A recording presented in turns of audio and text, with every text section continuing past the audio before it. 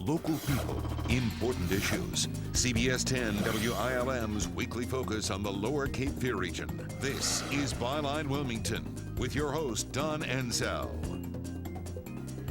Welcome and a very good morning to you.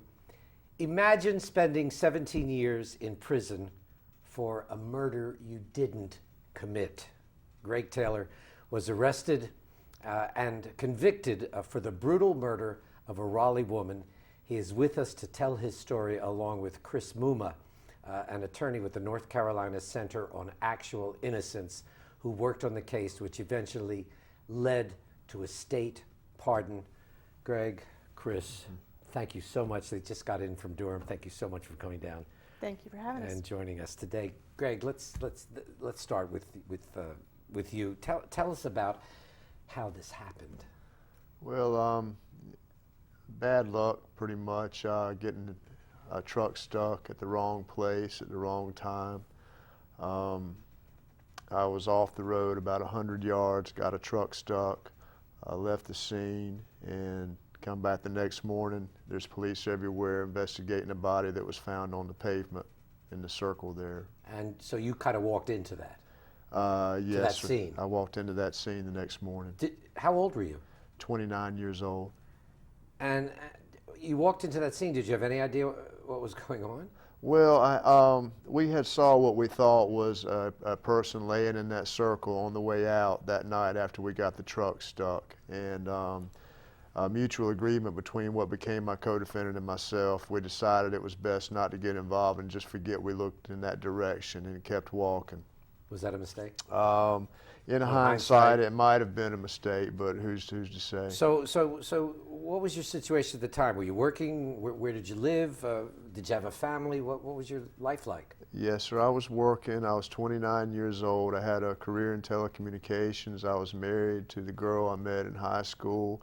We had a 8-year-old daughter, and we lived in a decent suburban neighborhood in Cary, North Carolina. Cary. But you did not know the victim. Absolutely not. No, sir. And so what happened? You walked into this. Were you questioned? Were you taken into custody? What happened? Did they take you down to the police station and question you? I approached the officers and explained to them that my truck was stuck in the mud about 100 yards off the road. And I asked them how long they would be, before I could get my truck out. And they asked me to talk to a detective. And when I talked to the detective, he asked me to go downtown and answer some questions. And I agreed.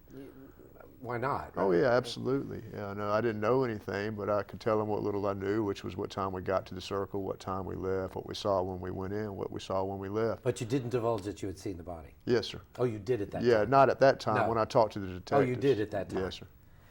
And then how did things proceed? How did it get to you're under arrest for murder? I think even from the initial meeting with the detectives, I was always considered a suspect just due to the proximity of the truck to the body, and it didn't proceed any better after that. Did they ask you to take a polygraph? Yes, and I agreed, but then they wouldn't give me one.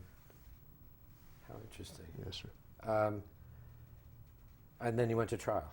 1993, yes, sir. In 93. The crime was in 91. September 25th, or the early hours of September 26, 1991, yes, sir.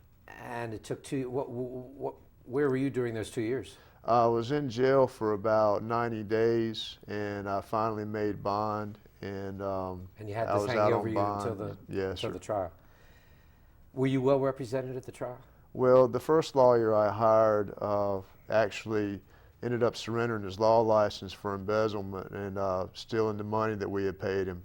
And when we retained another lawyer, he decided that there wasn't any case against me and that it was best not to present any defense. So take that for what it's worth. And it was a jury trial?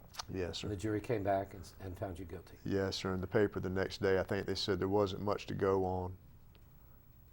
And the sentence was? Natural life in prison. What were you thinking?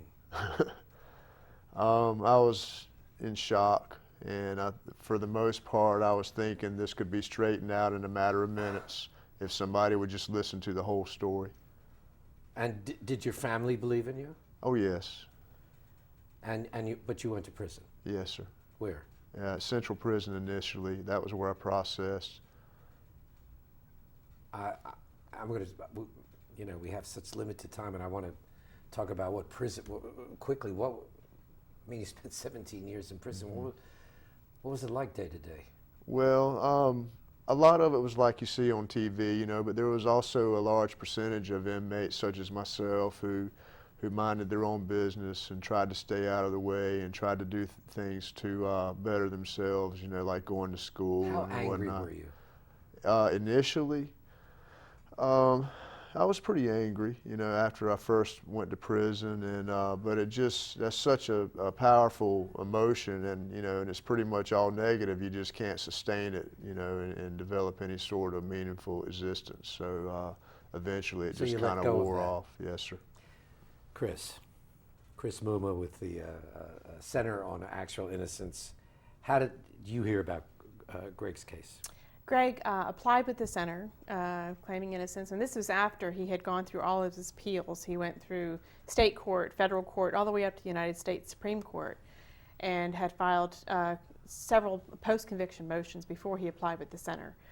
So he applied, and then his father, Ed Taylor, his family's been very supportive throughout Greg's ordeal, actually provided us with a written summary of the case about a year later in 2005, and that kind of brought Greg's case to the forefront for us. And how many years had gone by since Greg went to prison that all this transpired? Well, he applied in 2004, and he went in 1993, so it had already been 11 years when he first applied with us.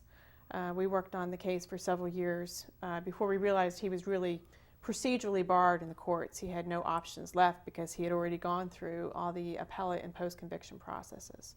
Was this your last hope? Absolutely. It was? Yes, sir.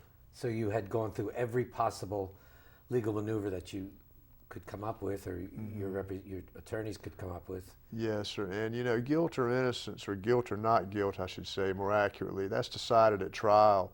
And so I was just left with basically procedural errors that were judged by the courts not meaningful, you know, as far as the outcome of the trial. So that was what I was limited to. And in 2003, I applied for DNA testing and was denied without a hearing. So that was my last straw as far as my legal remedies went, and that's when I turned to the center. How did you find the center?